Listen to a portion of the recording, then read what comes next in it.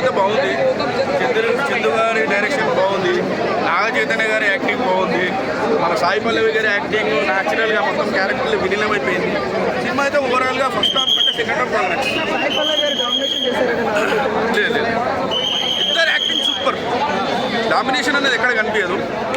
మేము మొత్తం ఏడిపించేస్తేనే ఏడ్చుకుంటేనే యాక్టింగ్ ఇరుగా తీసేస్తాం. రెండే ఉన్నాయి.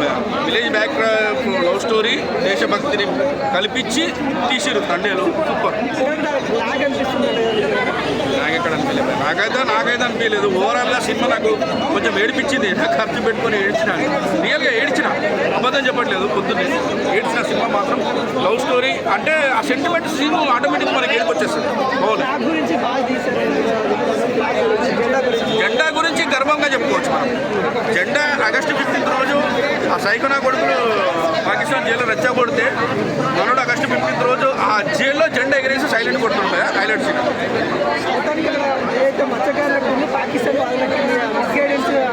అవుతుంది. అంటే వాళ్ళు మనోళ్ళు కామనే ఉంటారు. వాళ్ళు పాకిస్తాన్ అంటేనే ముందుగా రెచ్చగొట్టిన కొడుకులు వాళ్ళు రెచ్చగొడుతుంటారు. కరాచీలో చాలా గొడవలు అవుతుంటాయి. వాళ్ళు బయటకు వస్తారు, మళ్ళీ పారిపోతారు అనుకుంటే జైలుకి వస్తారు. సినిమా బాగుంటుంది. సినిమా అందరు లవర్స్ కలిసి చూడాల్సిన సినిమా. ఎంజాయ్ చేస్తారు పక్క. ఒకరంటే ఒకరు అర్థం చేసుకుంటారు. ఒకరి కోసం ఒకరు ఆగుతారు. ఎన్ని కష్టాలు వచ్చినాయి. బాగుంది.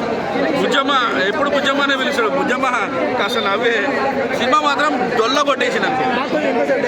సినిమా మాత్రం డొల్ల కొట్టేసిండు. బుజ్జమ్మ కాస్త నవ్వే. Super hit.